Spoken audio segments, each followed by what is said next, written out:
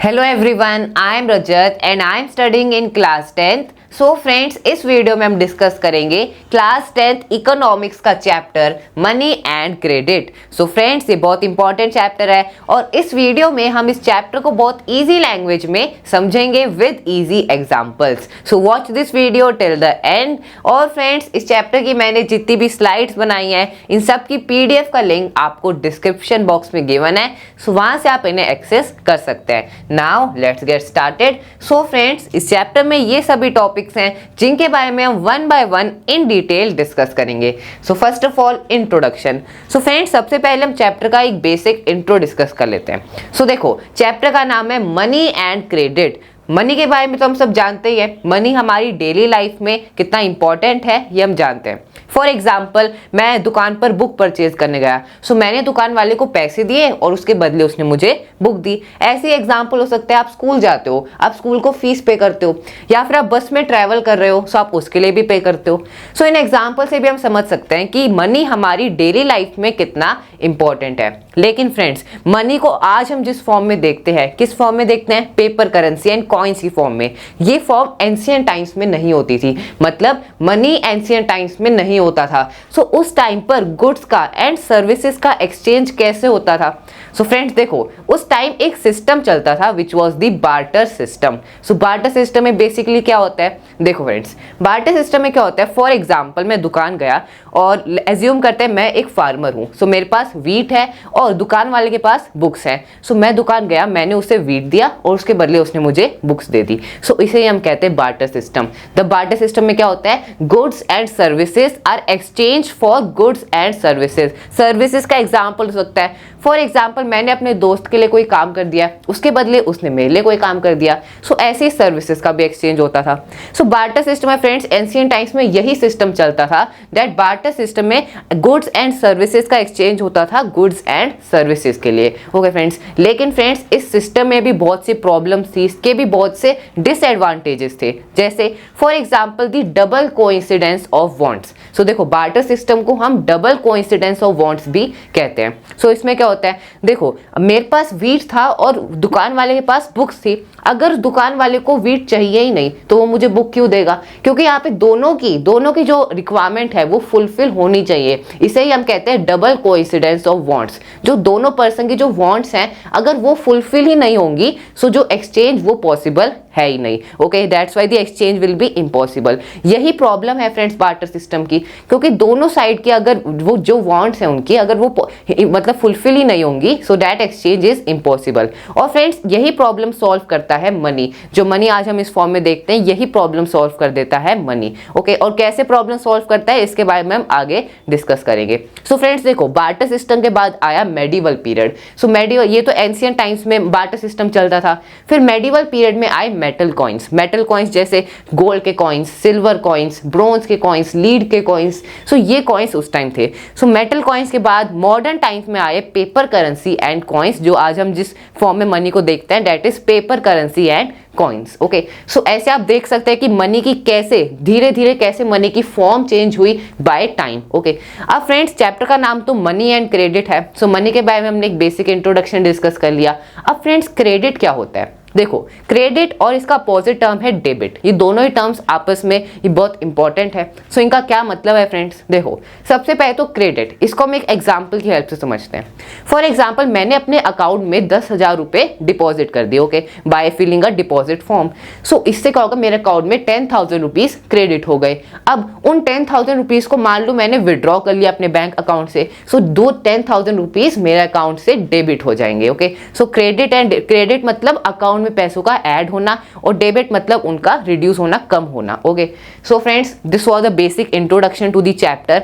और next topic हम discuss करेंगे money as a medium of exchange. उसके बाद modern forms of money. So modern forms of money मतलब आज जो मॉडर्न फॉर्म है मनी की, which is the paper currency and coins, इसके बारे में हम इन डिटेल डिस्कस करेंगे। Then loan activity of bank, terms and sector of credit, self help groups of the poor. Okay, so these are the topics, start करते हैं। So money acts as a medium of exchange and stores different values to facilitate the economic activities and transactions. So friends, money एक medium of exchange की तरह act करता है। इसे हम एक एग्जांपल की हेल्प से समझते हैं फ्रेंड्स। फॉर एग्जांपल, मैं दुकान गया आइसक्रीम परचेज करने। सो मैंने दुकान वाले को पैसे दिए और उसके बदले उसने मुझे आइसक्रीम दी। अब फ्रेंड्स, वो दुकान वाला उस पैसे से कोई भी दूसरा आइटम परचेज कर सकता है। So that's why we say money act as a medium of exchange. जो भी गुड्स का एक्सचेंज हो रहा है या फिर सर्विसेज का एक्सचेंज हो रहा है, उसमें मनी एक इंटरमीडिएट, एक मीडियम की तरह एक्ट करता है। अब सर्विसेज का एग्जांपल क्या हो सकता है फ्रेंड्स? फॉर एग्जांपल, आपके घर में इलेक्ट्रिसिटी नहीं है, सो आपने इलेक्ट्रिशियन को बुलाया, उसने ठीक करा उसे और उसके बदले आपने उसे पैसे दिए। अब उस पैसे से वो कोई दूसरा आइटम भी परचेज कर सकता है, कुछ भी कर सकता है। Okay, that's why money act as a medium of exchange between the goods and services. अब and it stores different value. Different value, इसका क्या मतलब है? देखो फ्रेंड्स, हम बुक्स वाला ही एग्जांपल लेते हैं। जब मैं दुकान पर बुक परचेज करने गया, अगर वो बुक 100 रुपीज की है, सो मैंने शॉपकीपर को 100 रुपीज का नोट दिया। अगर वही बुक 500 रुपीज की है, सो मैंने उसे 500 रुपीज का नोट दिया। सो इससे हमें क्या पता चलता है कि मनी डिफरेंट वैल्यू स्टोर करता है, okay, in the economic activities and transactions. और फ्रेंड्स, इसका एग्जांपल हो सकता है मनी का ही पेपर नोट्स एंड कॉइन्स। सो हम जानते हैं हर कंट्री की डिफरेंट करेंसी होती है। जैसे इंडिया की करेंसी है Indian rupee, so paper notes का इसमें एग्जांपल हो सकता है 2000 रुपीज का नोट, 500 रुपीज का नोट, 50 रुपीज का नोट। और कॉइन्स का एग्जांपल 1 रुपये का कॉइन हम देखते हैं, 2 रुपये का coin. Okay, so friends, this was about money. Now let's move on. So now let's discuss about the transactions in ancient times. So friends, जैसा कि हमने इंट्रोडक्शन में डिस्कस किया कि पुराने समय में मनी तो होता नहीं था। So उस टाइम गुड्स एंड सर्विसेज का एक्सचेंज कैसे होता था? So उस टाइम एक सिस्टम फॉलो होता था which was the barter system. So friends, barter system क्या होता है? देखो, it is a medium in which goods and services are exchanged directly without a common unit. जब गुड्स एंड सर्विसेज को exchange किया जाता है बिना किसी कॉमन यूनिट के, दे आर एक्सचेंज डायरेक्टली। जैसे फ्रेंड्स, फॉर एग्जांपल, हमने इसके बारे में इंट्रोडक्शन में भी डिस्कस किया था। आप इस डायग्राम से इसको समझ सकते हैं। देखो, डायग्राम में क्या है, इसके पास है ऑरेंज और इसके पास है बनाना। सो इसमें अगर ये इसे ऑरेंज दे रही है, let's say she gave her orange and she gave her banana. So friends, यहाँ पे इस सिनेरियो में तो बार्टर सिस्टम सक्सेसफुल है क्योंकि दोनों पर्सन्स की जो वांट है वो फुलफिल हो रही हैं। लेकिन फ्रेंड्स, ऐसा होना जरूरी नहीं है हर time. So that's why we also known as double coincident of wants. तभी फ्रेंड्स, हम बार्टर सिस्टम को क्या कहते हैं? इट्स का दूसरा नाम है डबल कोइंसिडेंट ऑफ वांट्स। इसका क्या मतलब है? देखो, दोनों पर्सन्स की जो वांट्स हैं, अगर दोनों की वांट्स फुलफिल हो रही हैं, इसका मतलब डबल कोइंसिडेंस हो रहा है। लेकिन ऐसा भी तो हो सकता है कि डबल कोइंसिडेंस ना हो। इसका क्या मतलब है? देखो, फॉर एग्जांपल, इस एग्जांपल से ही समझ सकते हैं। ये इसे ऑरेंज दे रही है और ये इसे बनाना दे रही है, लेकिन इसे बनाना चाहिए ही नहीं, इसे हो सकता है कोई दूसरा आइटम चाहिए हो। सो दैट्स व्हाई यहाँ पे क्या एक्सचेंज पॉसिबल है? नहीं पॉसिबल है। That's why the exchange is impossible, क्योंकि दोनों पर्सन की जो रिक्वायरमेंट है वो फुलफिल नहीं हो रही है। एक पर्सन की जो रिक्वायरमेंट फुलफिल हो रही है लेकिन दूसरे की नहीं हो रही है। That's why the exchange is impossible. और फ्रेंड्स, बार्टर सिस्टम की यही मेन प्रॉब्लम है और इस प्रॉब्लम को सॉल्व करता है मनी। कैसे सॉल्व करता है इसके बारे में हम आगे डिस्कस करेंगे। Okay, goods and services for goods and services. So ये भी एक दूसरा नाम है बार्टर सिस्टम का कि goods and services for goods and services. Okay friends, so this was about the transactions in ancient times कि पुराने समय में कैसे ट्रांजैक्शंस होते थे, कैसे गुड्स एंड सर्विसेज का एक्सचेंज होता था। और फ्रेंड्स, सर्विसेज का एक्सचेंज कैसे होता था? लेट्स से मैंने अपने दोस्त के लिए कोई काम कर दिया, उसके बदले उसने मेरे लिए कोई काम कर दिया। सो ऐसे ही सर्विसेज का भी एक्सचेंज होता था in the ancient times. Okay, now friends, let's move on. So now let's discuss the problem with barter system. In a barter system where goods are directly exchanged without the use of money, double coincidence of wants is an essential feature. So friends, जैसा कि अब हमने discuss भी किया कि barter system की यही main problem है कि जब अगर गुड्स एंड सर्विसेज का एक्सचेंज होगा तो उसमें एक एसेंशियल फीचर है कि डबल कोइंसिडेंट ऑफ वांट्स होना चाहिए। मतलब दो कोइंसिडेंस होने चाहिए। कोइंसिडेंस मतलब इत्तेफाक। दो जब इत्तेफाक होंगे, मतलब जैसे एग्जांपल से आप इस एग्जांपल से भी समझ सकते हैं। देखो, इस डायग्राम में बेसिकली क्या है कि ये पर्सन कह रहा है I will give you your shoes for your wheat. So इसके पास वीट है, ये कह रहे हैं मैं तुम्हें जूते दे दूंगा अगर तुम मुझे अपना वीट दे दोगे।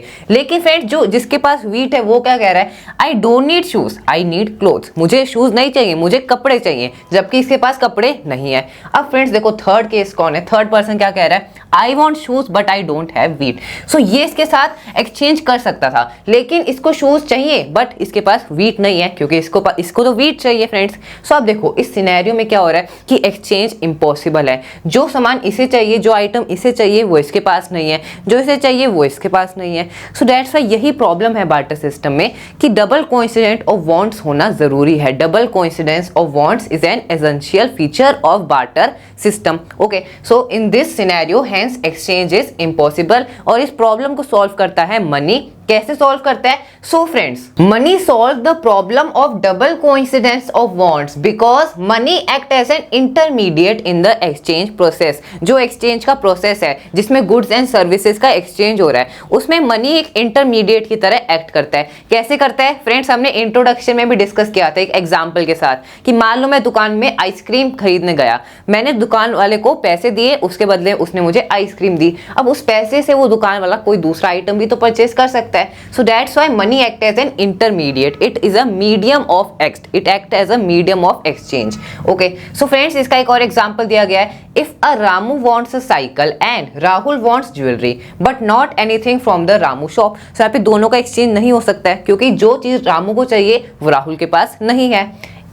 In this case, Ramu can use the money to buy a cycle and Rahul can use the money to buy jewelry. अगर उनके पास मनी है तो वो किसी भी आइटम को, किसी भी गुड्स को परचेज कर सकते हैं। Okay, then a person holding money can easily exchange it for any commodity or service that he or she might want. Okay friends, so this is the biggest advantage of money, that it acts as an intermediate in the exchange process और इसमें double coincidence की कोई भी जरूरत नहीं है। Okay friends, so this was about money.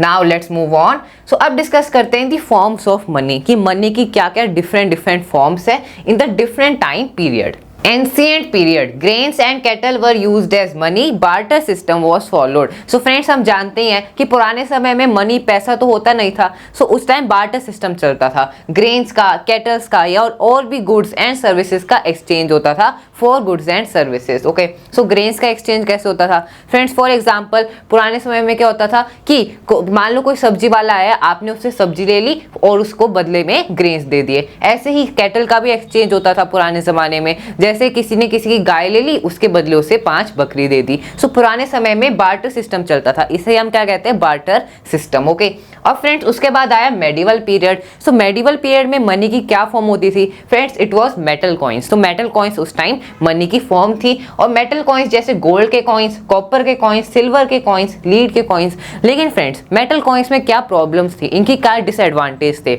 So friends देखो, metal coins बहुत ज्यादा बल्कि होते थे, जिसकी वजह से अगर एक large amount of money carry करना होता था तो बहुत मुश्किल हो जाता था। सो that is a disadvantage of metal money. So friends उसके बाद आया मॉडर्न पीरियड में पेपर करेंसी एंड कॉइन्स, जो आज हम यूज करते हैं। पेपर करेंसी एंड कॉइन्स, इनकी खुद की कोई वैल्यू नहीं होती है, इसके बारे में हम आगे डिस्कस करेंगे। लेकिन जो पेपर करेंसी एंड कॉइन्स हैं, इनकी खुद की कोई वैल्यू नहीं होती है। इनकी वैल्यू इसलिए होती है क्योंकि गवर्नमेंट द्वारा ऑथराइज्ड होते हैं। Okay, so that's why today we use paper currency and coins. Now friends let's move on. So now let's discuss the modern form of money. So जो modern form of money है which is the paper currency and coins, इसके बारे में अब हम और in detail discuss करेंगे। Okay, so forms of money friends ये दो टाइप्स का होता है। First is currency and then is the deposits with bank. So these are the modern form of money. अब फ्रेंड्स करेंसी के बारे में तो हम जानते ही हैं, करेंसी दो टाइप्स का, it is notes and coins. So paper notes and coins. Paper notes के एग्जांपल 2000 रुपीज का नोट, 500 का नोट, 50 रुपीज का नोट, 10 रुपीज का नोट। वैसे ही कॉइन्स के एग्जांपल 2 रुपीज का कॉइन, 5 रुपीज का कॉइन। ओके, देन अब फ्रेंड्स सेकंड टाइप है deposits with bank. So deposits with bank क्या होता है फ्रेंड्स? नाम से क्लियर हो रहा है, जब आप मनी को बैंक में डिपॉजिट करो, so that it deposits with bank. Okay, अब फ्रेंड्स इसका भी एक टाइप है which is cheque. So cheque क्या होता है, चेक कैसे बनाते हैं, इसके बारे में हम आगे डिस्कस करेंगे। Okay, so friends these are the modern form of money. Now let's move on. So friends ये एक डायग्राम है, ये एक पिक्चर है। सो इससे हम ये पिक्चर में हमें क्या दिखाया गया है कि the history and evolution of money, कि कैसे मनी की फॉर्म चेंज हुई टाइम के साथ। सो हम जानते हैं फ्रेंड्स एंशिएंट टाइम में, पुराने टाइम पर मनी नहीं होता था। सो उस टाइम क्या था, था बार्टर सिस्टम, बार्टर सिस्टम। उसके बाद आया commodity money, then the metal money. So metal money क्या होता है, जैसे मेटल कॉइन्स, गोल्ड के coins, silver coins, so that is metal money friends. उसके बाद आया पेपर मनी, जो आज हम यूज भी करते हैं, paper currency and the coins, okay. Then the plastic money, plastic money में क्या आता है, जैसे क्रेडिट कार्ड, डेबिट कार्ड। और फ्रेंड्स एक और यहाँ पे टाइप है, फॉर्म ऑफ मनी है, which is the electronic money. Electronic money के एग्जांपल हो सकते हैं, जैसे हम फोन के थ्रू पेमेंट करते हैं, जब ऑनलाइन शॉपिंग करते हैं सो हम फोन के थ्रू पेमेंट करते हैं। सो उसके लिए बहुत से डिफरेंट प्लेटफॉर्म्स है, जैसे गूगल पे, फोन पे, ऐसी और भी बहुत से प्लेटफॉर्म्स है, okay. So this is electronic money. उसके बाद है friends cryptocurrency. So cryptocurrency में जैसे बिटकॉइंस आ जाते हैं, so that is also a modern form of money. So friends these are the history, this is the history and the evolution of money, okay friends. So अब यहाँ पे जो हमने modern form of money discuss करे, which is the currency and the deposit with bank. So अब इनके बारे में वन बाय वन थोड़ा इन डिटेल डिस्कस करते हैं। सो स्टार्ट करते हैं with the currency. So modern forms of money include currency, paper notes and coins. तो हम जानते हैं कि मॉडर्न फॉर्म ऑफ मनी में क्या आता है, पेपर करेंसी एंड कॉइन्स, जो आज हम यूज करते हैं friends. Then the modern currency is without any use of its own. So friends इसका क्या मतलब है कि जो मॉडर्न करेंसी है उसका खुद का कोई वैल्यू नहीं है, लेकिन मॉडर्न करेंसी यहाँ पे क्यों लिखा है, क्योंकि जो एंशिएंट टाइप ऑफ करेंसी, जैसे हमने देखा कि बार्टर सिस्टम, बार्टर सिस्टम में क्या होता था फ्रेंड्स, पुराने समय में जो गुड्स एंड सर्विसेज थी उनका एक्सचेंज किया जाता था गुड्स एंड सर्विसेज के लिए। सो फ्रेंड्स जैसे कैटल का एग्जांपल लेते हैं या फिर ग्रेन्स का एग्जांपल हम ले सकते हैं, इनकी खुद की एक वैल्यू है। वैसे ही मेडिवल पीरियड में जब मेटल कॉइन्स यूज किए जाते थे as form of money, so metal coins चाहे वो गोल्ड कॉइन हो चाहे वो सिल्वर कॉइन हो, इनकी खुद की एक वैल्यू है। लेकिन जो मॉडर्न फॉर्म ऑफ मनी है, जो आज हम देखते हैं पेपर करेंसी, चाहे वो कॉइन हो, उसकी खुद की एक वैल्यू नहीं है। उसकी वैल्यू क्यों है, उसको हम as a medium of exchange क्यों यूज करते हैं, क्योंकि उसकी खुद की कोई वैल्यू तो है नहीं फ्रेंड्स। इसका ये मतलब है, इसका ये आंसर है, क्योंकि it is authorised bye the government of country. जैसे जो कंट्री, जैसे इंडिया की जो गवर्नमेंट है, उसने इस पेपर करेंसी को, इन कॉइन्स को ऑथराइज करा है as a medium of exchange, इसीलिए इन्हें all over the country accept किया जाता है as a medium of exchange, okay. So it is accepted as a medium of exchange because the currency is authorised by the government of the country, okay friends. So now then why it is accepted as a medium of exchange, इसका ये answer है friends, okay. So this was the basic intro to the currency. अब friends currency के बारे में थोड़ा और इन detail discuss करते हैं। So in India the Reserve bank of India issues currency notes on behalf of the central government. So friends Reserve bank of India क्या है, ये एक बॉडी है, एक गवर्नमेंट बॉडी है जो इशू करती है currency notes on behalf of the central government. So central government के बिहाफ पर रिजर्व बैंक ऑफ इंडिया ये बॉडी करेंसी नोट्स को इशू करती है in India, okay friends. As per Indian law no other individual or organisation is allowed to issue currency. So Reserve bank of India इस body के अलावा कोई दूसरी organisation या फिर कोई इंडिविजुअल करेंसी नोट्स को प्रिंट नहीं कर सकता है। This is the Indian law, okay friends. Then the law legalizes the use of rupee as the medium of payment that cannot be refused in settling transactions in India. So friends हम जानते हैं India की currency क्या है, रूपी है। So that's why India में जो भी ट्रांजेक्शन्स हो रहे हैं, जो भी इकोनॉमिक एक्टिविटीज हो रही हैं, उसमें रूपी को रिजेक्ट, मतलब रूपी को ही एक्सेप्ट करना होगा, क्योंकि ये लीगलाइज्ड है by the government of India,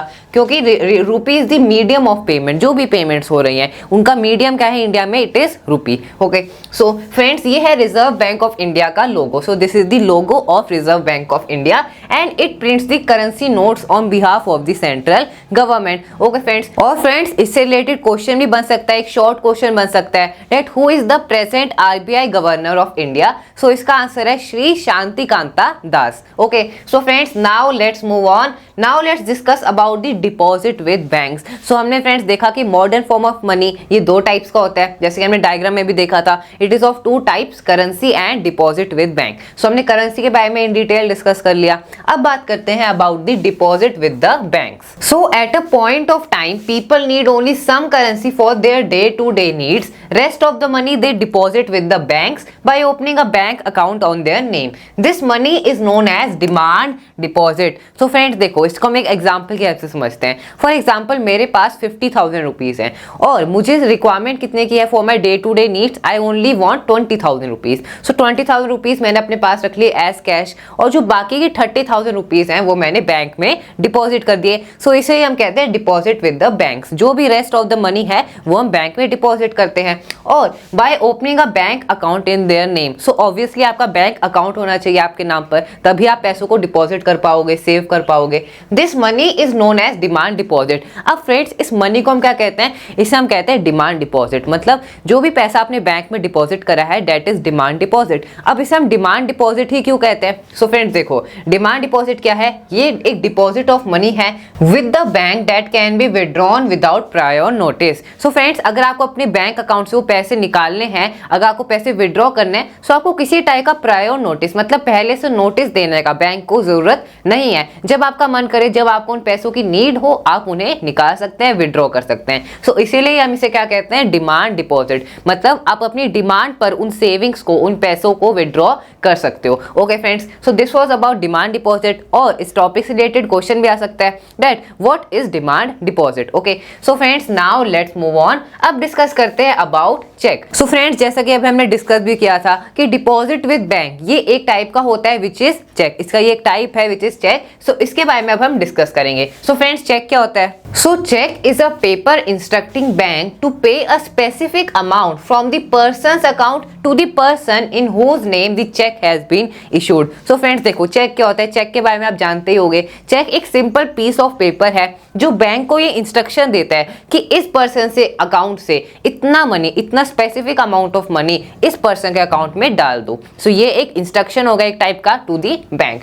अब फ्रेंड्स इसको हम एक एग्जांपल की हेल्प से समझते हैं। फॉर एग्जांपल मेरा एक दोस्त है और मुझे अपने दोस्त को 5,000 रुपीज देने हैं। सो एक तो मेथड है कि मैं डायरेक्ट थ्रू कैश उसे पेमेंट कर दूं 5,000 रुपीज की, या फिर अगर मैं इसे चेक के थ्रू पे करूं। सो चेक के थ्रू मैं कैसे पेमेंट करूंगा उसको हम समझते हैं। सो फ्रेंड्स देखो ये एक सैंपल चेक है। सो सबसे पहले यहाँ पे हमें लिखना है पे। सो आप किसको पे कर रहे हो? यहाँ पे मैं अपने दोस्त को पे कर रहा हूँ, उसका नाम है Rahul. So here I will write Rahul.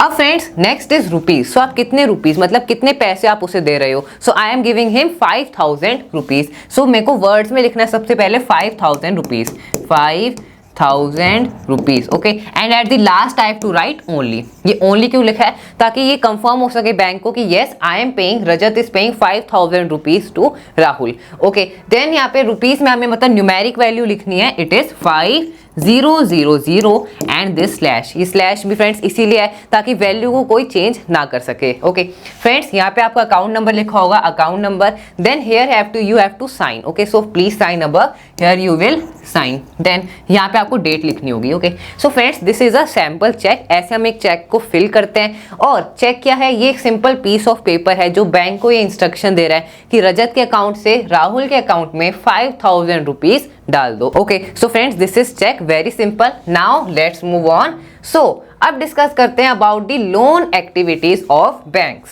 So friends basically अब हम डिस्कस करने वाले हैं कि बैंक्स में क्या क्या डिफरेंट टाइप्स की एक्टिविटीज होती हैं। सो फ्रेंड्स बैंक्स में दो टाइप के लोग आते हैं। एक तो वो लोग जो डिपॉजिट करने आए हैं, मतलब जिनके पास सेविंग्स है और वो पैसा डिपॉजिट करने आए हैं अपने बैंक में, और एक तो वो लोग जो लोन लेने आए बैंक से। So the people who take loans. Okay so देखो फ्रेंड्स जो लोग डिपॉजिट करते हैं बैंक में पैसा, उन्हें बैंक इंटरेस्ट देता है, दो पीपल गेट इंटरेस्ट। और जो लोग लोन लेने आए the people who take loans, उन्हें बैंक को इंटरेस्ट पे करना पड़ता है। सो इसमें डिफरेंस है कि जो लोग पैसा डिपॉजिट करते हैं उन्हें इंटरेस्ट मिलता है, बैंक इंटरेस्ट पे करता है उन्हें, लेकिन जो लोग लोन लेते हैं बैंक से उन्हें बैंक को इंटरेस्ट पे करना पड़ता है। ओके अब फ्रेंड्स इसको हम एक एग्जाम्पल की हेल्प से समझते हैं और ये भी समझते हैं कि कैसे बैंक को इनकम जनरेट होती है, कैसे जो बैंक के एम्प्लॉयज होते हैं उनको इनकम मिलती है, सैलरी मिलती है, क्योंकि बैंक खुद से तो कोई उनकी इनकम होती नहीं है। जो लोग पैसे डिपॉजिट करते हैं और जो लोग लोन लेते हैं वही बैंक का मेन सोर्स है इनकम का।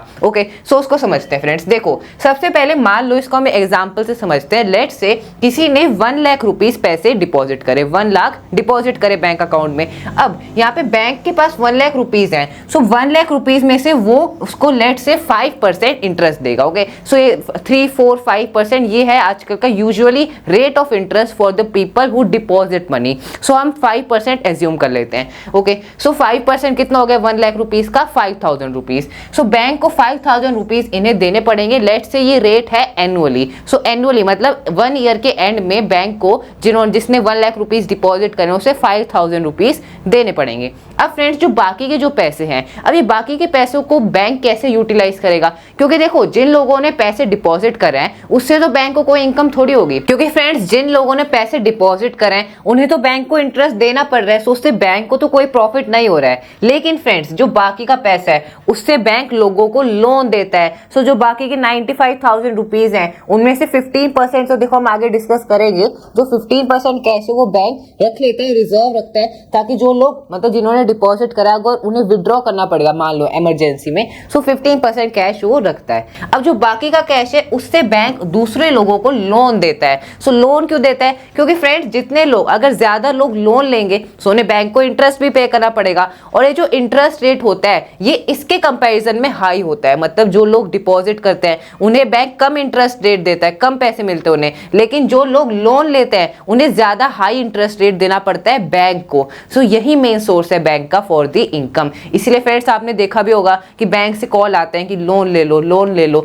ऐसा क्यों होता है? क्योंकि बैंक चाहता है कि आप लोन लो और उससे वो हायर रेट ऑफ इंटरेस्ट लगाए और उनकी इनकम हो। ओके, सो देखो यहाँ पे फॉर एग्जांपल इसको जो जिसने 1 लाख रुपीज डिपॉजिट करे उस पर कितना रेट ऑफ इंटरेस्ट था 5% पर एनुअल। ओके, सो एनुअली ये रेट ऑफ इंटरेस्ट है। और जिसने मान लो लोन लिया, सो लोन लेने पर लेट से कितना रेट ऑफ इंटरेस्ट होगा 10%, 12% या हम एज्यूम कर लेते हैं 15%। सो ये जो 10% का जो डिफरेंस है 5 और 15 में, यही मेन सोर्स है, the difference between the interest rate, ये मेन सोर्स है बैंक का for the income. Okay, so that's why bank क्या चाहता है ज्यादा से ज्यादा लोग मतलब लोन ले ताकि उनकी इनकम हो। Okay, so friends this was the basic intro to the loan activities of banks. अब इसके बारे में थोड़ा और इन डिटेल डिस्कस करते हैं। So bank store small portion of this amount for users who wish to withdraw money. So friends जैसे कि अभी हमने डिस्कस भी किया कि बैंक एक स्मॉल पोर्शन ऑफ मनी रख लेता है विच इज 15%। मतलब मान लो किसी ने 1 लाख रुपीज पैसे डिपॉजिट करे, सो उसमें से 15% कितना हो गया 15,000 रुपीज। सो 15,000 रुपीज बैंक एज कैश रख लेता है, कैश के रूप में रखता है, ताकि मान लो किसी को कोई डिपॉजिटर को मनी की रिक्वायरमेंट हो गई बाई चांस, सो वो उस मनी को विड्रॉ कर सके। Okay, so bank in India hold about 15% of the deposit as cash, rest loan activities। अब 15% मनी तो बैंक ने रख लिया as cash for the depositors, लेकिन जो बाकी का जो पैसा है वो बैंक कहाँ यूटिलाइज करता है फ्रेंड्स? हमने डिस्कस किया था लोन एक्टिविटीज में, मतलब लोगों को लोन देने के लिए वो बाकी पैसा बैंक यूटिलाइज करता है। Okay, so bank charge a higher rate of interest on loans than what they offer on deposit. So deposits पर जो रेट ऑफ इंटरेस्ट है, जैसे हमने एग्जांपल में 5% लिया था, और जो लोग लोन लेते हैं उन पर 15%, 12, 13%, 10%, so higher rate of interest bank लगाता है ताकि उनको इनकम जनरेट हो। So next point is the difference between what is charge from borrowers and what is paid to depositor is the main source of income. Friends हमने अभी भी discuss किया था कि बैंक का मेन सोर्स ऑफ इनकम क्या है? जो लोग डिपॉजिट करते हैं उन पर लो रेट ऑफ इंटरेस्ट, और जो लोग फिर जो उनका जो पैसा है डिपॉजिटर्स का, उसका वही पैसे से वो उनको लोन देते हैं दूसरे लोगों को और उनसे higher rate of interest charge करते हैं, और यही बैंक का मेन सोर्स है इनकम का। सो ये जो डिफरेंस है बिटवीन द इंटरेस्ट रेट, मतलब 15% और 5%, ये जो 10% का डिफरेंस है, यही बैंक का मेन सोर्स है इनकम का। Okay, so this is the main source of income. Friends I hope आपको अच्छे से समझ आ गया कि कैसे बैंक की एक्टिविटीज होती है, कैसे लोगों को लोन दिया जाता है उन पर हायर रेट ऑफ इंटरेस्ट लगाकर। Okay, so friends this was about the loan activities of banks. Now let's move forward. So अब डिस्कस करते हैं about loan in detail. So loan के बारे में हम जानते ही हैं, अब इसके बारे में थोड़ा और इन डिटेल डिस्कस करते हैं। So loan is an agreement in which the lender supplies the borrower with money, goods और services in return for the promise of future payment. So friends loan क्या होता है? लोन एक टाइप का agreement है जो किसके बीच में होता है? लेंडर और बोरोअर के बीच में। लेंडर कौन है? जो पैसे दे रहा है, लेंड कर रहा है पैसों को। बोरोअर कौन है? जो पैसों को बोरो कर रहा है, ले रहा है उससे। ओके, सो एंड इसके बीच में फ्रेंड्स क्या ये क्या एक कंडीशन होती है? किस कंडीशन कंडीशन पर लेंडर ने बोरोअर को पैसे दिए on the basis of future payment, मतलब आगे किसी एक टाइम, जैसे एक फिक्स टाइम पीरियड हो सकता है, जैसे 1 मंथ, 1 ईयर, 2 ईयर, कि इतने फिक्स टाइम पीरियड के बाद आप जो बोरोअर है वो लेंडर को पैसे चुका देगा। ओके, इसे ही हम कहते हैं लोन।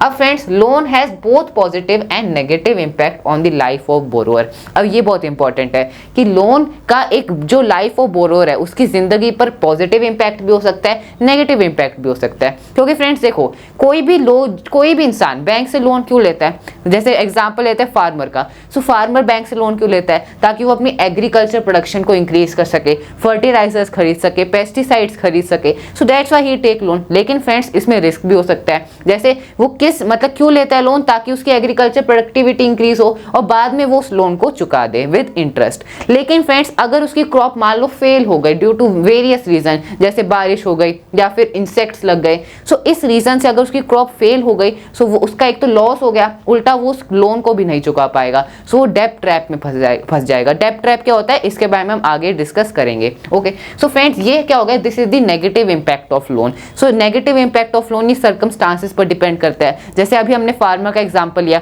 मान लो किसी ने लोन लिया अपना बिजनेस के लिए, बिजनेस ग्रो करने के लिए। अगर उसका बिजनेस ग्रो हो गया, सो दैट्स गुड, उसका पॉजिटिव इंपैक्ट है, उसका भी बिजनेस ग्रो हो गया, साथ साथ उसने अपना लोन भी चुका दिया विद इंटरेस्ट। लेकिन अगर बिजनेस मान लो लॉस हुआ बिजनेस में, so that will be a negative impact, क्योंकि वो लोन नहीं चुका पाएगा।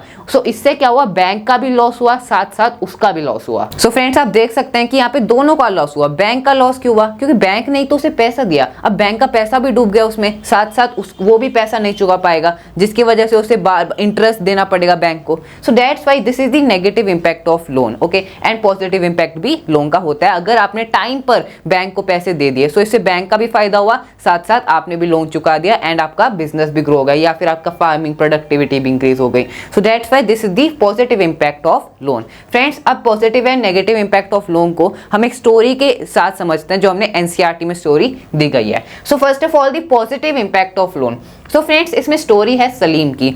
सो सलीम एक शू मेकर है, उसने बैंक से लोन क्यों लिया? ताकि वो मतलब जो भी उसको बहुत ज्यादा ऑर्डर आ रहे थे शूज के, सो शूज को मैन्युफैक्चर करने के लिए उसे मशीन्स की भी रिक्वायरमेंट है, लेबर की भी रिक्वायरमेंट है। सो इसके लिए उसने बैंक से लोन लिया और उसने जितने भी ऑर्डर्स आए थे उसे शूज के, उसने वो ऑर्डर्स कंप्लीट कर दिए। अब फ्रेंड्स, इससे उसको जो भी प्रॉफिट हुआ, उस प्रॉफिट से उसने बैंक को भी उसका अपना लोन चुका दिया और उसे इंटरेस्ट भी पे कर दिया, जिसकी वजह से बैंक को भी फायदा हो गया, उसे इंटरेस्ट मिल गया एंड साथ साथ सलीम का भी बिजनेस ग्रो हो गया। सो this is the positive impact of loan, जब आपने टाइम पर अपना लोन चुका दिया विद द इंटरेस्ट। ओके, अब फ्रेंड्स, नेगेटिव इंपैक्ट क्या हो सकता है? इसमें फ्रेंड्स एक फार्मर का ही एग्जांपल दिया गया है एनसीईआरटी में। सो ये बहुत अच्छा एग्जांपल है, क्योंकि आप जानते हैं फार्मिंग में लॉस बहुत हम देखते हैं, आजकल हम देखते हैं गाँव में फार्मर्स को जब लॉस हो जाता है, अगर उनकी क्रॉप फेल हो गई, so that will be a loss. अगर उन्होंने लोन लिया है, सो लोन भी वो नहीं चुका पाते, जिसकी वजह से वो डेब्ट ट्रैप में फंस जाते हैं। मतलब एक लोन चुकाने के लिए उन्होंने दूसरा लोन लिया,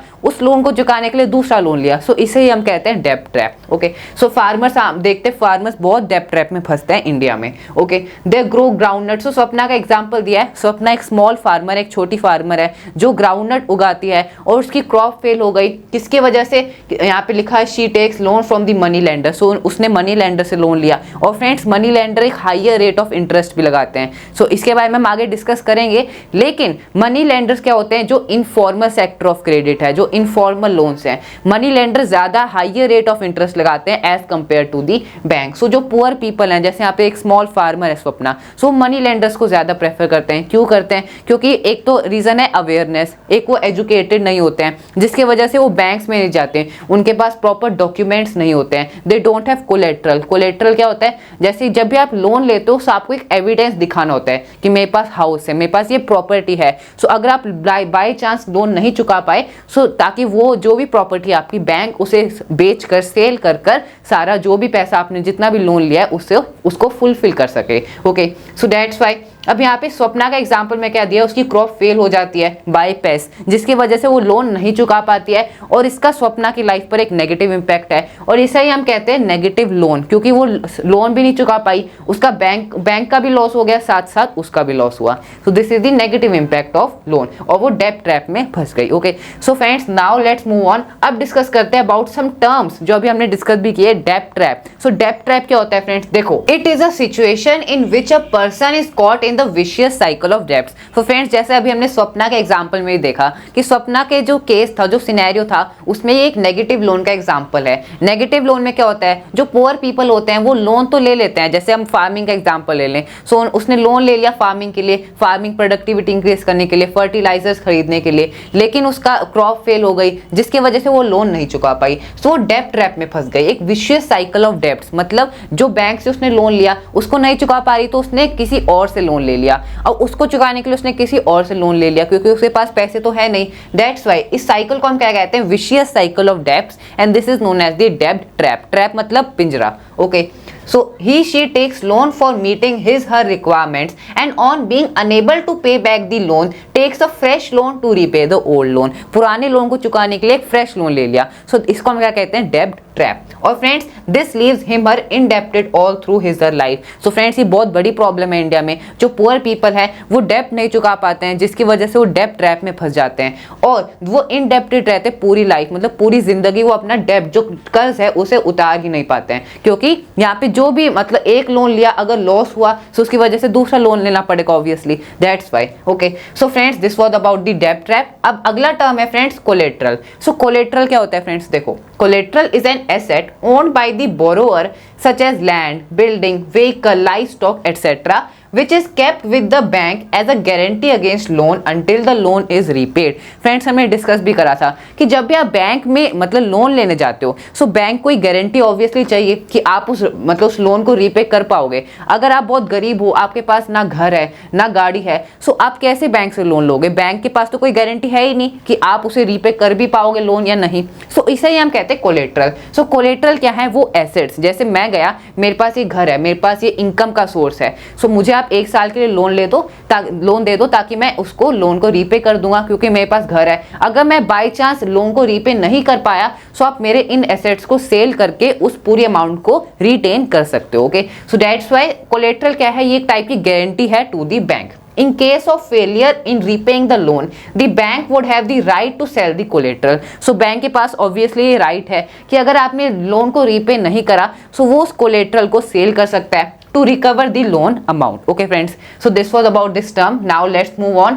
अब डिस्कस करते हैं about the terms of credit। So interest rate, collateral and documentation requirement and the mode of repayment, they together comprise what is called the terms of credit। So friends terms of credit क्या होते हैं? Very simple, जो terms credit से related हो। credit क्या होता है? credit means loan। Friends देखो, जब भी आप बैंक से लोन लेते हो, so जो भी अमाउंट होती है बैंक आपके अकाउंट में ट्रांसफर कर देता है। So that's why this is known as credit. Okay, so जैसे टर्म्स क्या क्या है friends, first is interest rate. Interest rate क्या होता है, जैसे जब भी आप लोन लेते हो, सो बैंक उस अमाउंट पर इंटरेस्ट लगाता है, जैसे 10% या 15%, सो that is interest rate. Collateral क्या होता है, जो एसेट्स होते हैं जैसे हाउस, प्रॉपर्टी, कोई भी life stock, vehicle, that is collateral.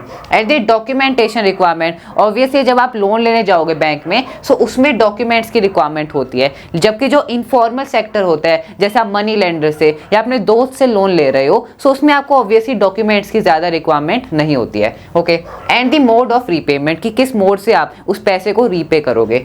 Then together they comprise the terms of credit। The terms of credit vary substantially from one credit arrangement to another। So friends ये जो terms of credit हैं ये very करते हैं एक arrangement से दूसरे arrangement में। कैसे, देखो फ्रेंड्स, फॉर एग्जांपल जब आपने अपने दोस्त के पास जाते हो लोन लेने, सो क्या वो आपसे पूछता है कि आपके पास कोलेट्रल क्या है, आप मुझे कोलेट्रल दो, डॉक्यूमेंट्स दो, ऐसा नहीं होता है ना। सो ये जितने भी टर्म्स है क्रेडिट के वेरी करते हैं, लेकिन जब आप बैंक में जाते हो, सो बैंक्स में आपको डॉक्यूमेंट्स की भी रिक्वायरमेंट है, कोलेट्रल की भी रिक्वायरमेंट है गारंटी के लिए। सो दैट्स व्हाई ये जो टर्म्स ऑफ क्रेडिट हैं ये वेरी करते हैं एक अरेंजमेंट से दूसरे अरेंजमेंट में। Okay, then they may vary depending on the nature of the lender and the borrower. जो भी लेंडर है उसका नेचर कैसा है या फिर बोरोअर का नेचर कैसा है। ओके, सो ये भी एक फैक्टर है। So friends these are the terms of credit. और इससे रिलेटेड क्वेश्चन भी आ सकता है that what are the terms of credit, और उन्हें एक्सप्लेन करो। इंटरेस्ट रेट को एक्सप्लेन करना हो सकता है, कोलेट्रल क्या होता है। सो ये सब हमने डिस्कस कर लिया। Okay friends, now now let's move on, अब डिस्कस करते हैं दी लोन्स फ्रॉम कोऑपरेटिव्स।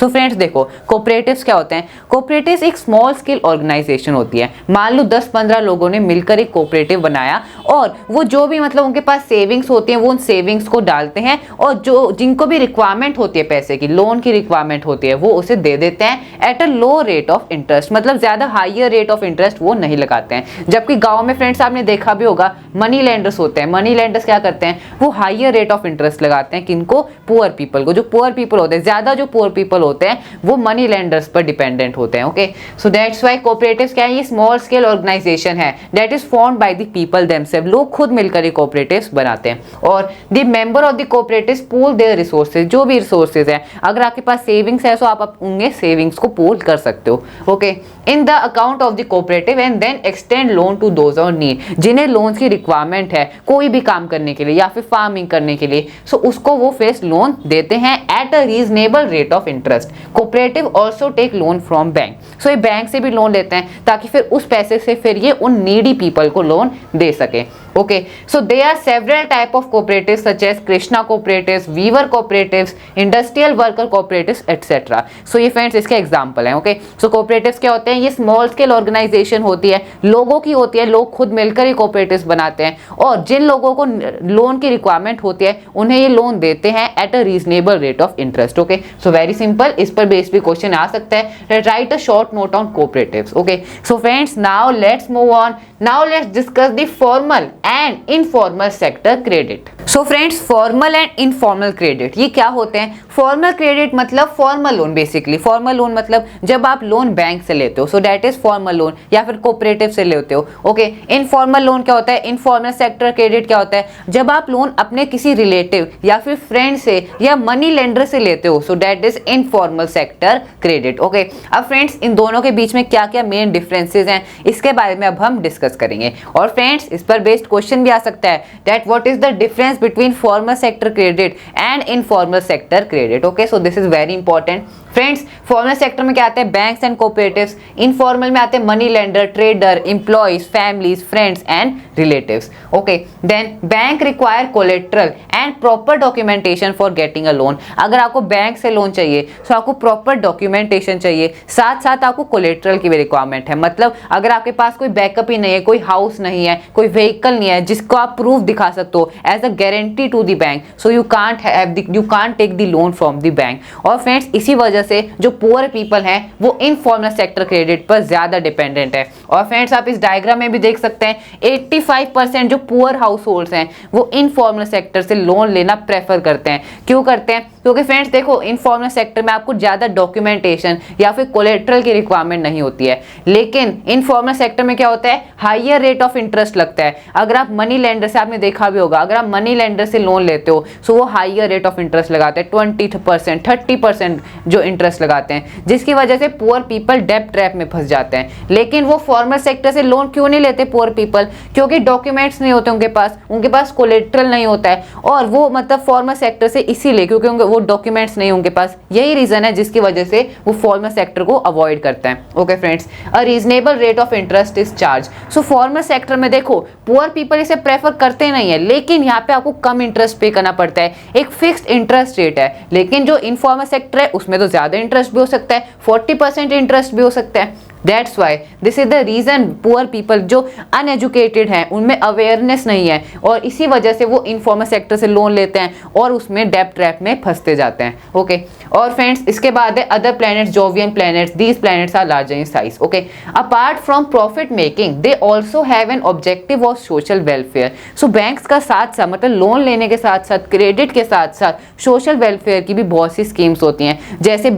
आप जानते होंगे फ्रेंड्स, गवर्नमेंट की बहुत सी स्कीम्स है पुअर पीपल के लिए कि उन्हें डायरेक्ट लोन मिल जाए बिना किसी कोलेट्रल के। ओके, लेकिन ऐसा इनफॉर्मल में बिल्कुल नहीं है। इनफॉर्मल में एग्जांपल ले लो मनी लेंडर्स का। सो एक तो वो हायर रेट ऑफ इंटरेस्ट लगाते हैं पुअर पीपल पर, जैसे हमने स्वप्ना का एग्जांपल लिया था। स्वप्ना ने किससे लोन लिया? मनी लेंडर से, और उसने हायर रेट ऑफ इंटरेस्ट लगाया होगा जिसकी वजह से वो डेब्ट ट्रैप में फंसती चली गई। और फ्रेंड्स मनी लेंडर का सिर्फ एक ही मेन मोटिव होता है, ज्यादा से ज्यादा प्रॉफिट बनाना, और इसी वजह से वो ज्यादा हायर रेट ऑफ इंटरेस्ट लगाते हैं और इसी की वजह से जो पुअर पीपल हैं वो सफर करते हैं। Okay, terms of credit are fair and reasonable, जबकि फॉर्मल सेक्टर में बैंक्स में जो भी लोन के टर्म्स होते हैं कि इतना फिक्स रेट होगा इंटरेस्ट का, वो सब मतलब फिक्स्ड होता है, ऐसा they are reasonable and they are fair. लेकिन इनफॉर्मल में they impose very tough and sometimes even unreasonable terms of credit और बोरोअर्स। सो फ्रेंड्स देखो, कई बार क्या होता है इनफॉर्मल सेक्टर्स में कि बहुत कम टाइम पीरियड में आपको लोन को रीपे करना होता है, जिसकी वजह से पुअर पीपल उसे रीपे नहीं कर पाते हैं, और जो मनी लेंडर्स होते हैं वो बहुत बैड प्रैक्टिसेस अपनाते हैं, उन्हें बेइज्जत करते हैं, जिसकी वजह से यही मेन प्रॉब्लम है इनफॉर्मल सेक्टर क्रेडिट की। So poor people informal sector पर ज्यादा डिपेंडेंट है, क्योंकि उनके पास डॉक्यूमेंट्स एंड कोलेट्रल नहीं है। और फ्रेंड्स अगर आपको इनफॉर्मल सेक्टर क्रेडिट को और अच्छे से समझना है तो आप मदर इंडिया एक मूवी है, आप उसको भी देख सकते हैं। सो आपको ये चीज अच्छे से क्लियर हो जाएगी कि कैसे पुअर पीपल को सफर करना होता है, कैसे वो सफर करते हैं लोन लेने के बाद, उसे रीपे नहीं कर पाते हैं और डेब्ट ट्रैप में फंसते जाते हैं। Okay, so friends then next point is the Reserve bank of India supervises its functioning. So obviously जितने भी बैंक्स हैं उनको कौन सुपरवाइज करता है, जो the top body is reserve bank of India.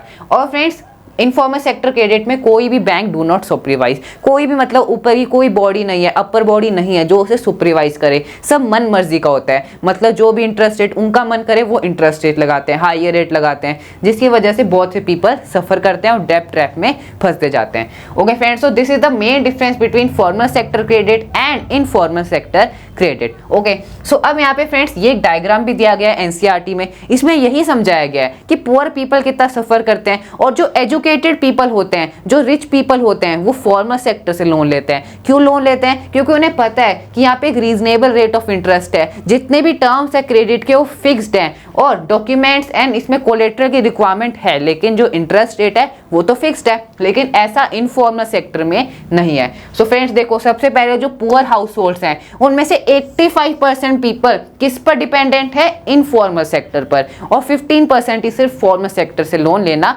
Prefer करते हैं। ओके, उसके बाद friends house hold with few assets and well of house hold, मतलब इसका क्या मतलब है? जो मिडिल क्लास पीपल हैं, मिडिल क्लास में आप देख सकते हैं 53% पीपल किससे लोन लेते हैं? इनफॉर्मल सेक्टर से, और 47% फ्रॉम द फॉर्मल सेक्टर। और फ्रेंड्स देखो धीरे धीरे बढ़ रहा है, अब 72% आ गए फॉर्मल सेक्टर में। And the rich households, 90% people rich households के they take loan from the formal sector. Okay, so आप देख सकते हैं जो पुअर पीपल हैं वो ज्यादा इनफॉर्मल सेक्टर पर डिपेंडेंट है, और जो रिच पीपल हैं, एजुकेटेड पीपल है, जिनमें अवेयरनेस है, वो फॉर्मल सेक्टर से लोन लेना प्रेफर करते हैं। सो friends this was about the formal and informal sector credit. I hope आपको इन दोनों के बीच में अच्छे से डिफरेंस क्लियर हो गया है। Now let's move on. अब बात करते हैं about how to reduce dependence on informal credit. So हम जानते हैं कि इंडिया में जो पुअर पीपल हैं, जो गांव में लोग रहते हैं, वो इनफॉर्मल सेक्टर क्रेडिट पर डिपेंडेंट है। सो इसको हम कैसे रिड्यूस कर सकते हैं उसके बारे में अब हम डिस्कस करेंगे। So cheap and affordable credit is crucial for country's development. So obviously जो भी लोन दिए जा रहे हैं लोगों को, अगर वो चीप होंगे, एफोर्डेबल होंगे, अगर लो रेट ऑफ इंटरेस्ट होगा, सो ऑब्वियसली ज्यादा लोन लेंगे, और वो अपना जो भी बिजनेस के लिए अगर लोन लिया या फार्मिंग के लिए लिया है, सो वो लोन इजीली ले सकेंगे, सो अपना बिजनेस ग्रो कर पाएंगे या फिर एग्रीकल्चर प्रोडक्शन को इंक्रीज कर पाएंगे। ओके,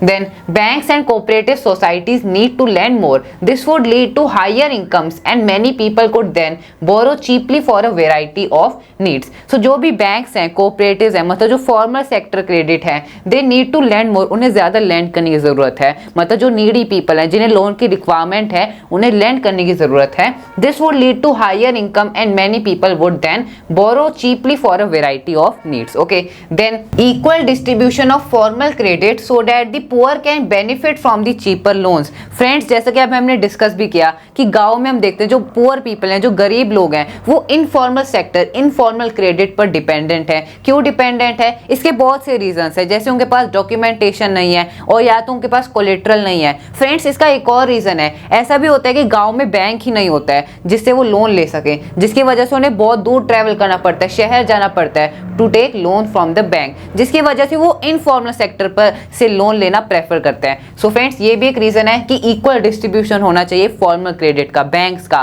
कोऑपरेटिव्स का। Okay, so that that the poor can benefit from the cheaper loans, क्योंकि हम जानते हैं बैंक्स में ऑब्वियसली चीपर लोन्स मिलते हैं as compare to the informal sector credit. Okay, so that's why there should be equal distribution of formal credit. Okay friends, so these are the reasons how you can reduce the dependence on the informal credit. जो लोगों की dependence है informal credit पर, उन्हें उस dependence को हम reduce कर सकते हैं by following these points. Okay, so now friends let's move on. Now let's discuss about the self-help groups for the poor, and this is the last topic of the chapter.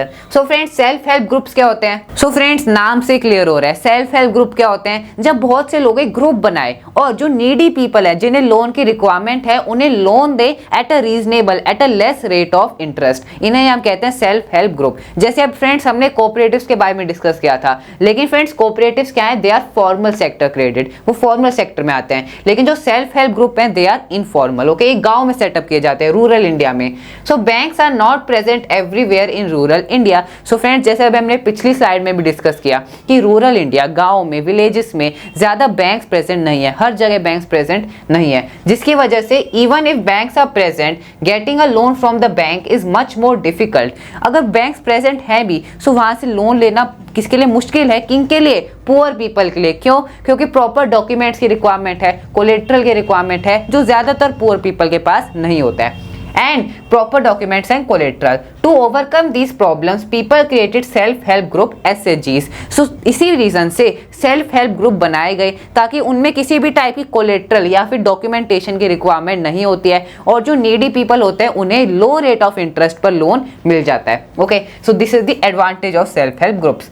SHG are small group of poor people which promote small saving among their members. So this is there.